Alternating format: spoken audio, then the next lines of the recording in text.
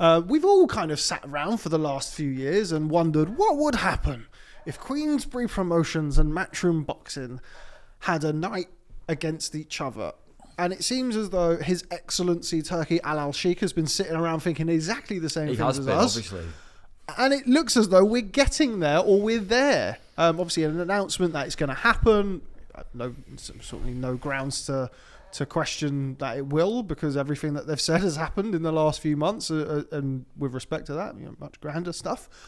But very, very exciting times, isn't it? Matchroom versus Queensberry. We finally got there. Who wants it? It turns out Turki Al-Sheikh wants it. It's kind of crazy, really, isn't it? When you look at this latest boxing revolution, luckily for us, it's really quite UK-centric in terms of the people who are involved in it, and that's why I've been asked to go over and work on it.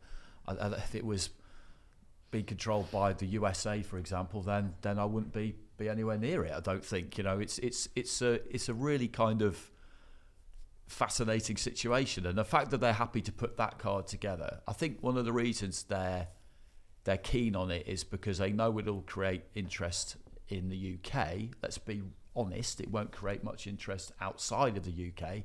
It's a pretty niche trade thing to do, isn't it, to do Queensberry against Matchroom?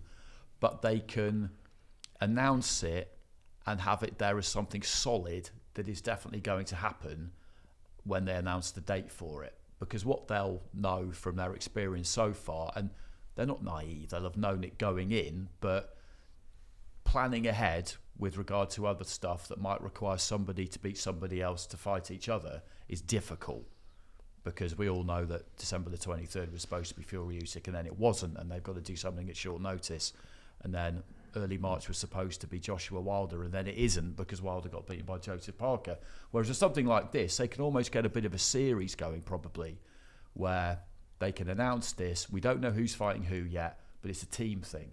And I was talking to someone about it the other day, and if you can get other people involved in this, if you could get Top Rank involved in this, if you can get other kind of big hitters involved in it, Oscar De La Hoya seems to put himself on the outside of it somewhat, but it could be really, really fun, couldn't it? A kind of promotional team event, if there's some longevity to it, if people are happy to indulge it. And Top Rank have got the obvious link already, because they've got Tyson Fury, so they've had a presence on these cards. They'll have more presence in February.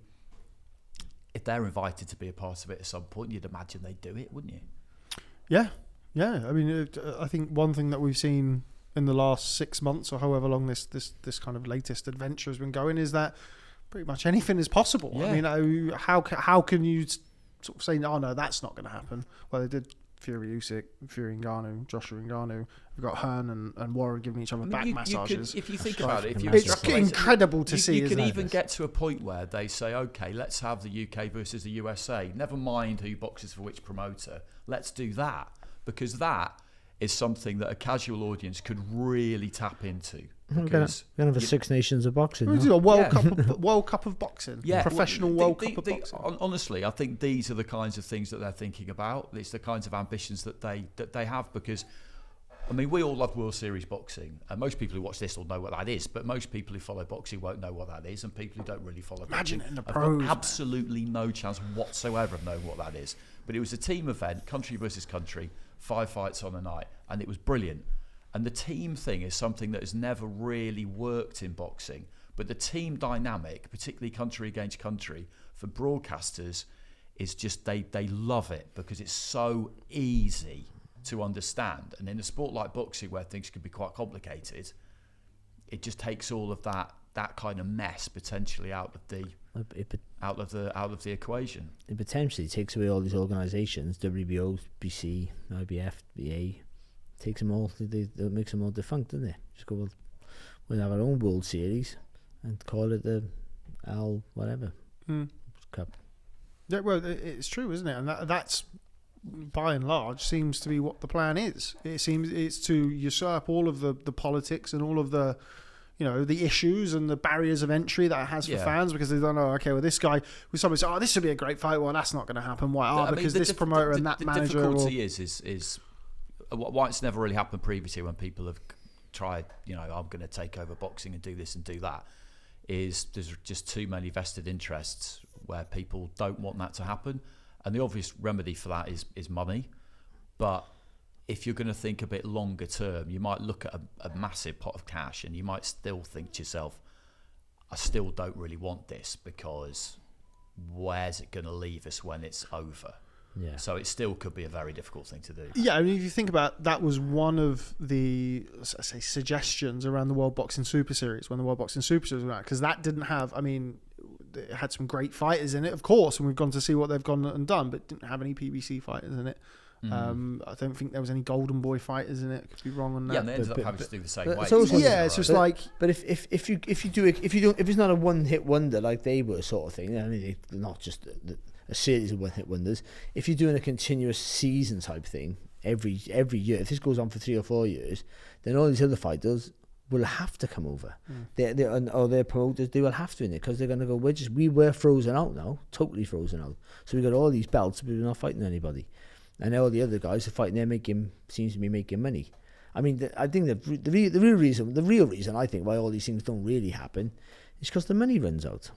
The World Boxing Super Series was a fantastic thing. It cost a fortune. I mean, I imagine investors didn't get their money back, I would imagine, which is a risk when you invest in anything. But I mean, for the scale where the fighters were getting paid, the reason why some of them jumped on it was for the money. They got all those best cruiserweights in the world together, because they go and the super middleweights, because the money was huge. That's the truth. And now, but what it seems to be in Saudi is that, I don't know this, it seems to be that making money is not an issue.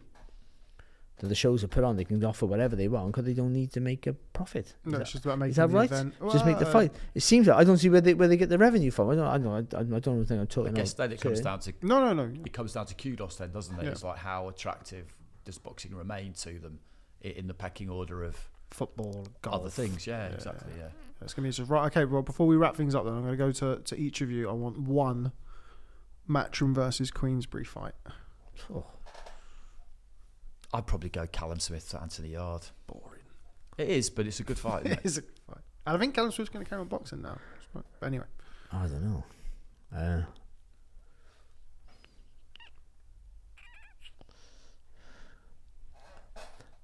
That's the obvious one. Fury Joshua. Yeah, I know. I spoke to Frank about it. Frank was like, yeah, obviously not that. I was like, well, yeah, I know. Could we team captains? Yeah, it's a good idea. Who've Matchroom got as a featherweight? Hopey Price. Oh no, that's not right. Hopey Price Nathaniel Collins is Yeah, it's been by the board, ordered. hasn't Yeah. it? So Raymond Ford, is he still with Matchroom? Yeah, you could do Ray. No, yeah, he is. Yeah, Nick Ball. Ray Ford against Nick Ball could be a unification fight. Oh, that's a great fight actually. Could be a Great fight, unification. I was going to put, because we did our post, I was going to put that, but obviously they've both got fights coming up. But if you sit down and have a good think about it, though, which I'm not going to do, by the way. Not for this. Time is money, my friend. Yeah,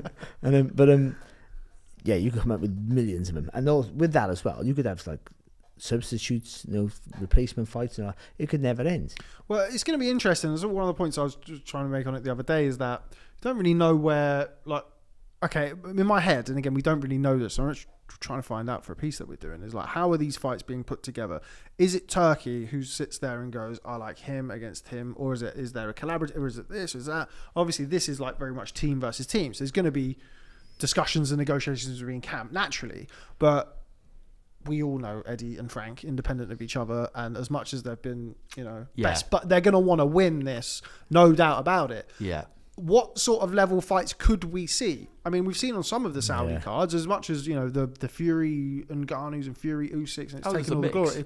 But we've had some, for every Fury Usyk, there's a Mark Demori versus Filip Hrgovic. On paper, though, that was on paper. He had a good record, Demori. He boxed a featherweight once. Do we see like Sam Noakes is like, 11-0 with 11 knockouts? Do we see Sam Noakes versus Andy Cruz? You don't know. I know what you mean. Yeah. You don't know, because... Or is it? Yeah, I mean, exactly. Like, Who it's picks it's like Ryder Cup pairing. The thing is, just each promoter's not going to okay the fight today. They're not going. So they're going to go. So it's got to be like, you pick your fight, and you pick. So you pick your weight. That's what they should do. They should sit them. They should. You know what they should do?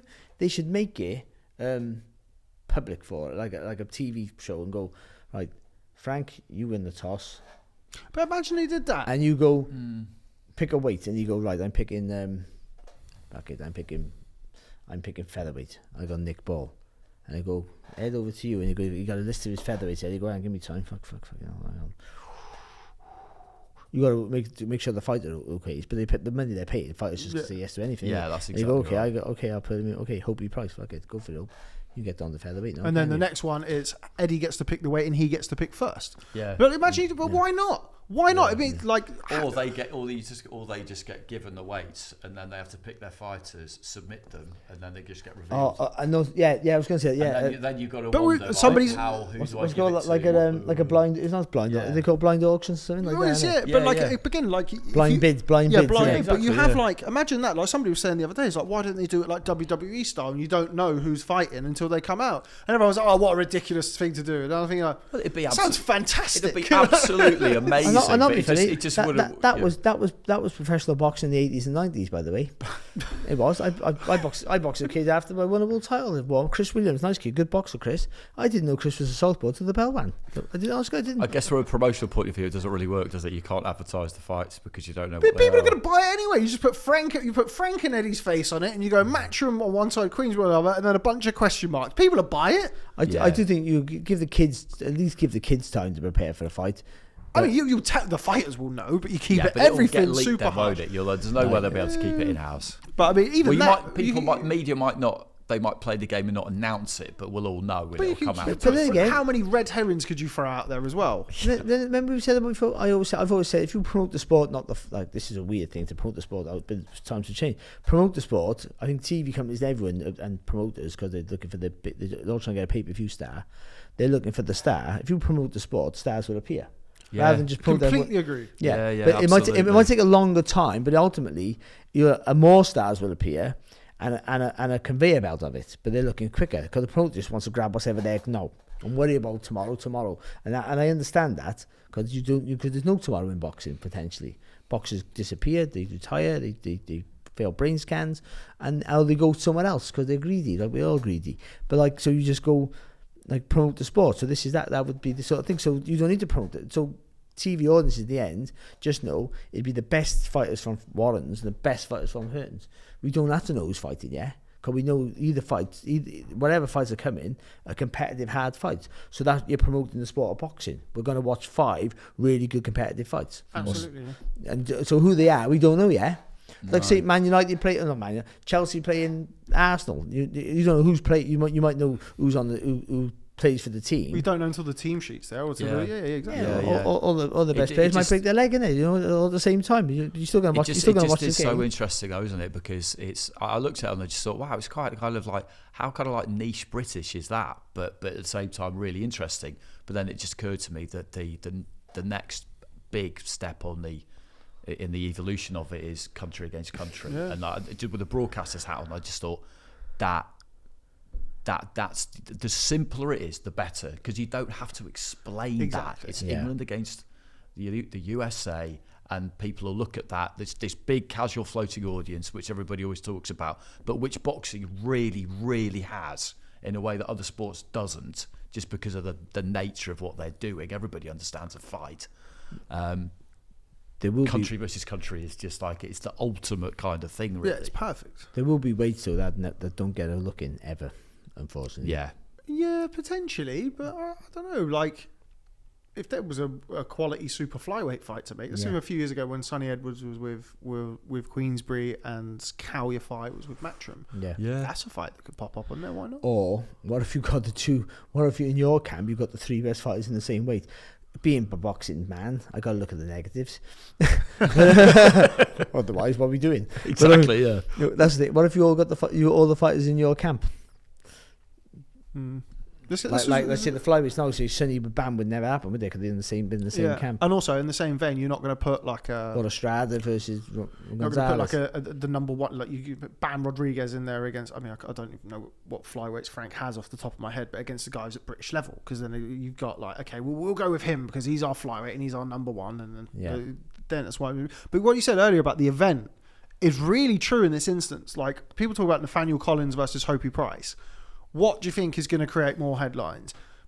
Queensberry winning a purse bid and that happening as a co-main on a Telford show or whatever, Or, oh my God, it's Matchroom versus Queensberry. It's Nathaniel Collins versus Hopi Price. My God.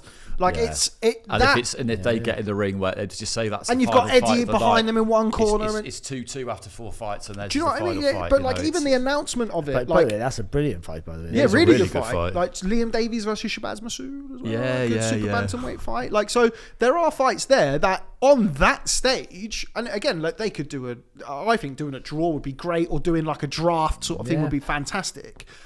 However they do it, whoever ends up on that card, it's going to elevate it. I mean, I couldn't even put a percentage on it, but that's a good example. Like if that fight gets won in the traditional way and it happens on a card halfway down, or even as a main event on a smaller show, it has nowhere near the same impact as, Nathaniel Collins walking out with Frank and, Hopi Price walking out with Eddie and all of that. Like that's theatre, and that's something that people can really attach themselves to. It's one of the things why everyone stops for the Olympics all the time, because it's so easy to follow. It's this country versus this country. You don't even need to know who it is. And they don't have to be world class fights, do they? No. I mean, they might be on their way to world class. You could have Nathan Heaney versus Felix Cash.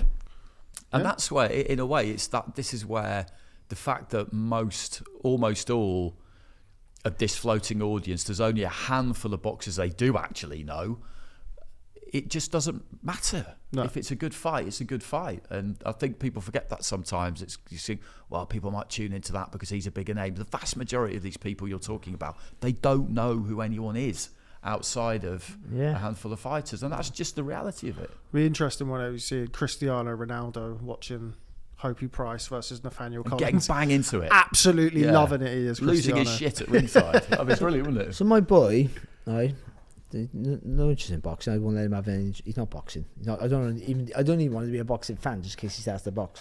But he knew Ronaldo. He's not a massive football fan either. But he knew Ronaldo was in the crowd, and all he said was, "Why did you go speak to him?" So I don't fucking know him, mate.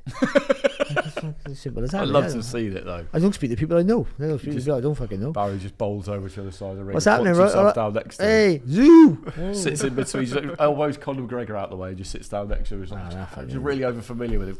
But he's telling all his mates. My father saw Ronaldo in school, and they go, "No, you didn't, you liar. Where's the photo then? They've got a photo to everything." Yeah.